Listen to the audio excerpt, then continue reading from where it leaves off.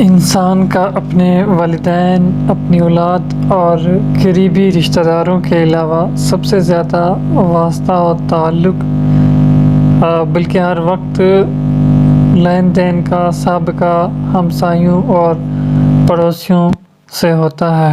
ہر انسان بظاہر جسمانی روحانی حیثیت سے ایک دوسرے سے جتنا علیحدہ ہے، اخلاقی اور روحانی حیثیت سے ضروری ہے کہ وہ اتنے ہی زیادہ ایک دوسرے سے گلا ملا ہو۔ ایک کا وجود دوسرے کے وجود سے اتنا ہی پیوستہ ہو۔ نبی کریم صلی اللہ علیہ وسلم نے اپنی تعلیمات و ہدایت میں ہمسائیگی اور پڑوس کے اس تعلق کو بڑی عظمت بخشی ہے اور اس کے احترام اور رعایت کی بڑی تاکید فرمائی ہے۔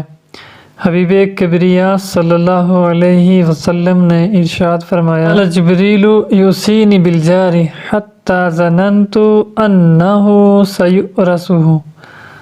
یہ متفق علیہ بخاری و مسلم کی حدیث مبارکہ ہے، جس کا ترجمہ ہے کہ جبریل امین ہمیشہ مجھے پڑوسی کی رعایت و امداد کی اس قدر تاکید کرتے رہے ہیں کہ مجھے یہ گمان ہونے لگا کہ شاید پڑوسیوں کو بھی رشتہ داروں کی طرح وراثت میں شریک کر دیا جائے گا۔ ایک موقع پر سرکار دو عالم صلی اللہ علیہ وسلم نے ارشاد فرمایا کہ جو شخص اللہ اور یوم آخرت پر ایمان رکھتا ہو، اس کے لیے لازم ہے کہ اپنے پڑوسی کے ساتھ اکرام کا معاملہ کرے۔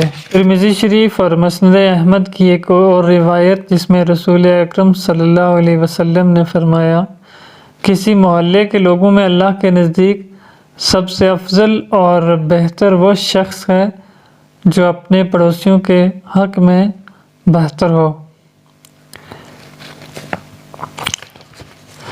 ایک حدیث میں نبی کریم صلی اللہ علیہ وسلم نے 3 مرتبہ قسم کھا کر فرمایا: خدا کی قسم وہ مومن نہیں، پھر خدا کی قسم وہ مومن نہیں، اور تیسری دفعہ بھی قسم کھائی کہ خدا کی قسم وہ مومن نہیں۔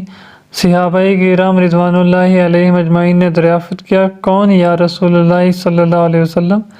تو آپ صلی اللہ علیہ وسلم نے فرمایا کہ جس کا پڑوسی اس کی شرارتوں سے محفوظ نہیں۔ فکر کا دائرہ وسیع کرنا چاہیے اور دل و دماغ کے دریچے وا کیجیے کہ کتنے لطیف پیرائے میں پڑوس میں بسنے والے انسانوں کو متنبع کیا ہے کہ گھر کی دیوار اتنا بلند کرنا جو ہمسائے کی ہوا کو روکنے کا سبب بن جائے اور گھر میں پکنے والی مرغوب چیز کی مہک نہ جا پائے کہ اس وجہ سے پھول جیسے ناسمجھ بچوں کے دل میں اس کی طمع و لالچ پیدا ہوگی جو ان کے لیے باعث تکلیف ہے، یا پھر ان کے گھر بھی پہنچانے کا اہتمام کیا جائے۔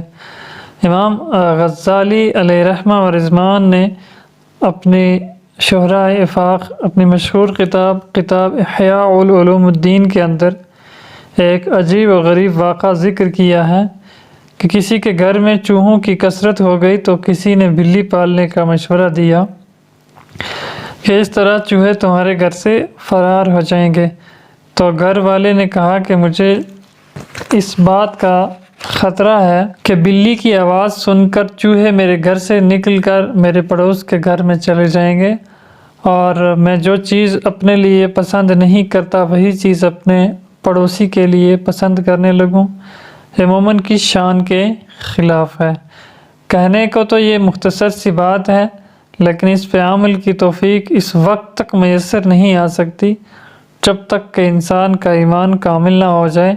یہ صفت انسانی کمال کی ایک معراج ہے اور اس بات کی دلیل ہے کہ اس کا نفس پورے طور پر مدارج تہذیب طے کر چکا۔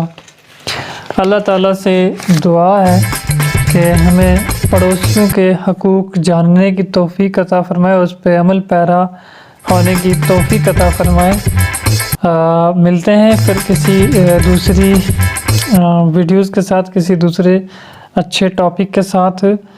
تو تب تک کے لیے دیکھتے رہیے ہمارا یوٹیوب چینل جستجو فقیری، اور اپنے میزبان نثار بخاری کو دیجیے اجازت۔ اللہ حافظ۔